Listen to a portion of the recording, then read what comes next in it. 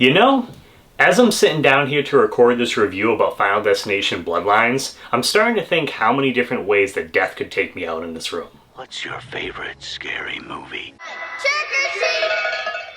Plagued by a violent and recurring nightmare, a college student heads home to track down the one person who might be able to break the cycle of death and save her family from the grisly demise that inevitably awaits them all. I can't believe that it has been 14 years since the Final Destination franchise has been trying to find new ways to traumatize us. Log trucks, I'm looking at you. I still won't drive behind those things. If I see one on the road, I'm trying to get into another lane to pass it, or I'm just pulling off to the side.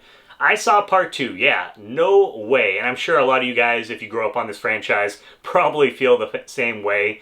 As far as the franchise goes too, for me personally, I would say this is probably one of the more consistent horror franchises that we got. Now, I know we have part 4. Part 4 is pretty bad, but outside of that, I find all the other films really enjoyable. I just recently, leading up to this, I was doing a marathon of going through all the Final Destination films with my girlfriend. We were rewatching them, and yeah, I really enjoy them a lot. Maybe I'll have to do a ranking video or something like that. If that's something that you guys would be interested in seeing, let me know down below in the comments. But I want to hear how you guys kind of rank the films, especially if you've seen this new one. And so now going into this film, I was a little nervous because with any franchise, sometimes when you wait a long time in between sequels, that isn't always necessarily the best thing. And the initial reviews came out about this and they were really hyping it up. And so it was kind of one of those things where I was sitting there going, I don't know, like I want it to be great because I have so much fun with these films, but is this getting a little bit overhyped? Now, was it worth the wait?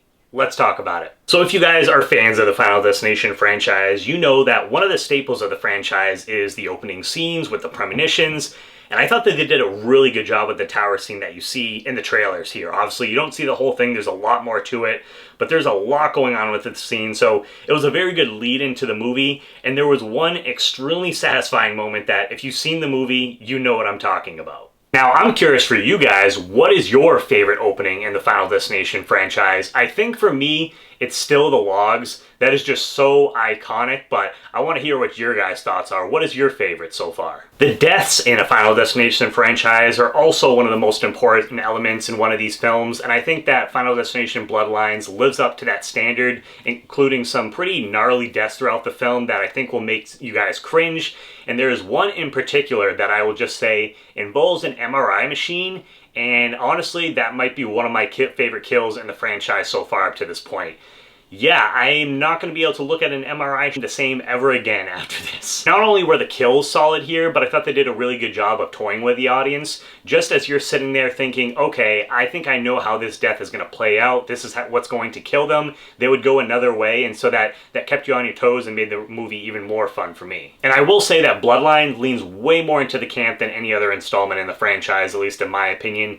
My girlfriend and I, there was a number of moments that we were laughing pretty hard throughout this film, and our audience was the same thing, and so it's definitely changed from those first couple installments where things were a little bit more serious, a little bit more darker. Don't get me wrong, there are some moments in here for sure, but it leans way more into that camp, a little bit more self-aware, I feel like. And that's one of the things I do appreciate, is that this film knows exactly what it is and it owns that, which is always nice. And I also appreciated that there was a little bit more story this time around. I feel like with the last couple installments in the franchise, you didn't really have that as much. It was kind of, okay, how are these people going to die? Which isn't necessarily a bad thing. I mean, that's what a lot of these people go to these films for. But there was a little bit more of a story, a little bit more furthering of the lore to a degree, and all of the characters I actually enjoyed for the most part. And so when you have a solid cast, that always is a plus for sure. And I can't talk about Final Destination Bloodlines without mentioning Tony Todd. He has become a staple in this franchise, and you guys have seen the trailers. I'm sure you've heard the talk that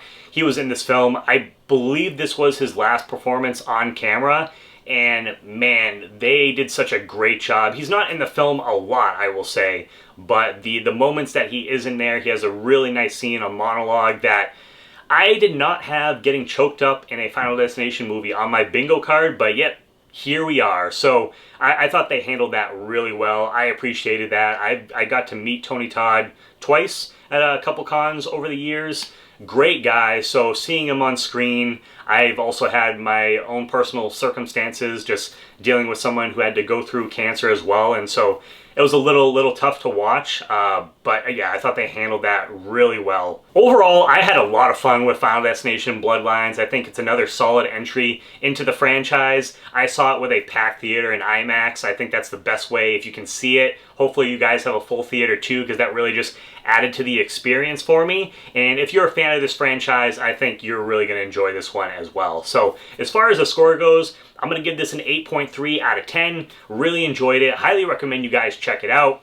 I waited till the very end to talk about this, but there is one scene that is literally at like the very end that I am going to talk about spoilers here. So if you haven't seen the film, click off now. I wanted to give you guys my review, my score and everything, but there was one moment that I wanted to bring up, and I've only seen it the one time, so maybe I just missed this, but we're going to talk about spoilers in 3, 2, 1. Okay, so towards the end of the film, you have the brother and the sister, and she ends up drowning, and so the brother, and I call that moment, which I think a lot of people, if you guys are watching this film, probably were able to call that as well, that he was able to, she died, and he brought her back to life by giving her CPR, and so we see that at the end, but then you find out that technically she didn't really die, and so they both end up getting killed off in the end by the, there's a train, and then we see the logs come and hit them. So this is a really small nitpick, and that's why I just waited till the end to discuss this. It's a really small nitpick, but so I get the whole thing, because if she died, then it would have spared them, because we've tackled that in the Final Destination franchise before, but we've also tackled the idea that, so where she didn't die, he did save her though, and so usually it skips that person, goes on to the next person, as we saw in the original film. So when they were running from the train, and I'm almost positive she gets killed first with the log. Now, going off the logic, I was expecting him to die, and I thought maybe she was going to survive the film, but no, they both do. But I would have thought he would have got killed first, and then another log would have hit her. That would have made more sense. Again, I know that is a super nitpick. Am I right on that? Or did I miss something? Maybe I did in the film, and it does actually make sense. It works out. But that was just something that I noticed, and I was like, okay, I have to ask you guys about this. So if you do mention that, just make sure to put spoilers, so that way people, if they haven't seen the film, they can watch it and don't see that. So, but yeah, I just had to have that discussion with you guys. So, but anyways, guys, I love the film. I'm definitely going to be adding it to my collection once it comes out on, I think they were doing a steelbook for it. So leave your guys' thoughts down below. And as always, guys, please make sure to check back for more Pop Culture with Pat.